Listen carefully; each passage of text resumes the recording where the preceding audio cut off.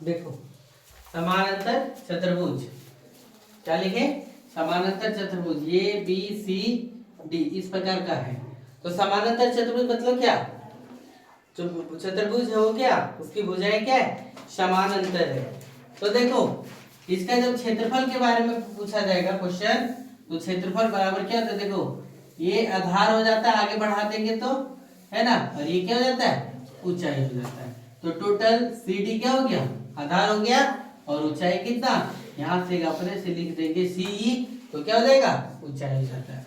त्रिभुज देखो इस प्रकार से, कोई भी त्रिभुज, तो साधारण सा त्रिभुज का क्षेत्रफल लिखने के लिए लिखा जाता है क्या? देखेंगे त्रिभुज का क्षेत्रफल बराबर कितना? हाफ गुने आधार गुने क्या? ऊंचाई लिखा जाता है। कितना लिखा जाता है?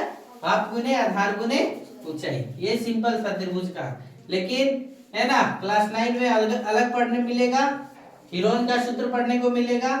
त्रिभुज का क्षेत्रफल के किसके द्वारा? हीरोन के सूत्र के द्वारा, हीरोन का सूत्र द्वारा क्या लिखा जाता है? देखो s इंटू एस माइनस ए, एस माइनस बी और एस माइनस क्या? सी। s क्या है? तो a प्लस बी प्लस सी बटे कितना? 2, यानी अर्ध परिमाप है। s क्या है? अर्ध परिमाप है। s क्या है? अर्ध परिमाप है।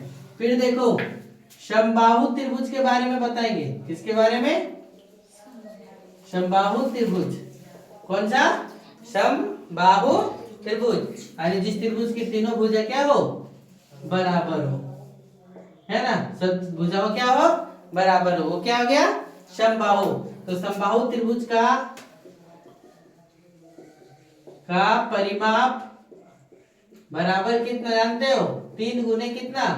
1 भुजा। 3 गुने कितना? 1 भुजा। और समबाहु त्रिभुज का क्षेत्रफल बराबर फॉर्मूला होता है √3/4 गुने कितना? भुजा का स्क्वायर। √3/4 गुने कितना? भुजा का स्क्वायर। तो ये क्या हो गया? समबाहु त्रिभुज का क्या हो गया? क्षेत्रफल हो गया। फिर देखो आगे टॉपिक है समलंब चतुर्भुज। कौन सा? समलंब चतुर्भुज, है ना। समलंब चतुर्भुज कौन है? सो ध्यान से देखो, इस प्रकार का जो चतुर्भुज रहेगा उसे हम लोग क्या बोलते हैं? समलंब चतुर्भुज बोलते हैं। क्या बोलते हैं इसे? समलंब चतुर्भुज, है ना। तो इसको क्या कैसे बनाएंगे? सो देखो क्या लिखते हैं, इसका जब क्षेत्रफल पूछे, समलंब चतुर्भुज का क्षेत्रफल देखो, ई भुजा और ई भुजा समानांतर है ना। तो क्या लिखते हैं? देखो हाफ गुने समानांतर भुजाओं का योग गुने क्या लिखा जाता है? ऊंचाई। क्या लिखे? देखो हाफ गुने समानांतर भुजाओं का योग, यानी समानांतर भुजा ए और बी, और ऊंचाई कितना? सी। तो फार्मूला क्या होगा? हाफ गुने ए प्लस बी गुने कितना? सी होगा। तो ये क्या हो गया? समानांतर भुजाओं का क्या? योग गुने क्षेत्र ऊंचाई किसका? तो समलंब चतुर्भुज का क्या? क्षेत्रफल का फार्मूला हो गया। समझ गए? इस प्रकार से बनाना है। चलिए नोट करिए फटाक से।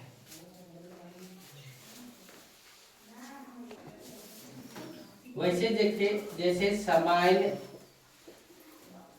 चतुर्भुज का क्षेत्रफल के बारे में बात करें, तो देखो समान क्या है? चतुर्भुज है, तो उसका क्षेत्रफल निकालने के लिए देखेंगे कैसे हम लोग बनाएंगे। सब यहाँ से सबसे पहले विकर्ण खींचेंगे, और विकर्ण से इस पे लंब, विकर्ण पर लंब डालेंगे, इस कोने से यहाँ पर लंब डालेंगे, और लंब डालने के बाद देखो चतुर्भुज का क्षेत्रफल जब लिखेंगे,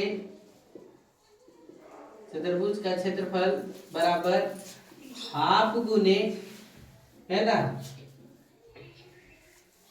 विकर्ण, हाफ गुने कितना? विकर्ण गुने दोनों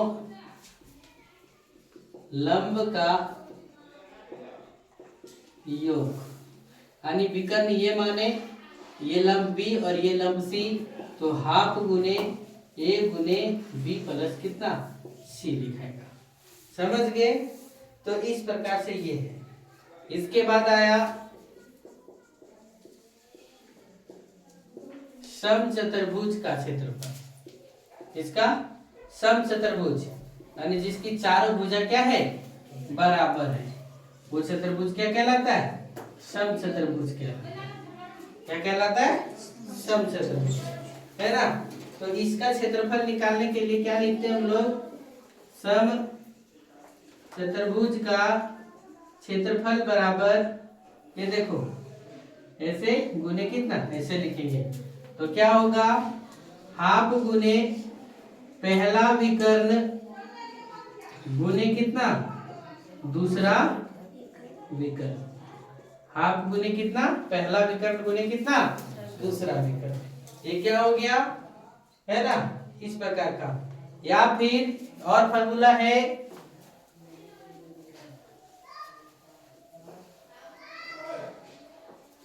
और फॉर्मूला कि समचतुर्भुज का क्षेत्रफल बराबर, समचतुर्भुज का क्षेत्रफल बराबर कितना, समानांतर चतुर्भुज का क्षेत्रफल। समचतुर्भुज का क्षेत्रफल बराबर कितना मान लिया, समांतर चतुर्भुज का क्षेत्रफल, यानी बराबर कितना, आधार गुने कितना, ऊंचाई। ऐसे भी लिख सकते हैं, समझ गए। तो ये क्या हो गया, फॉर्मूला 2 डायमेंशनल आकृतियों का क्षेत्रफल निकालने का, समझे। चलो नोट करो, इसके बाद एग्जांपल सारे करके बताया जाएगा। चलिए लिखिए।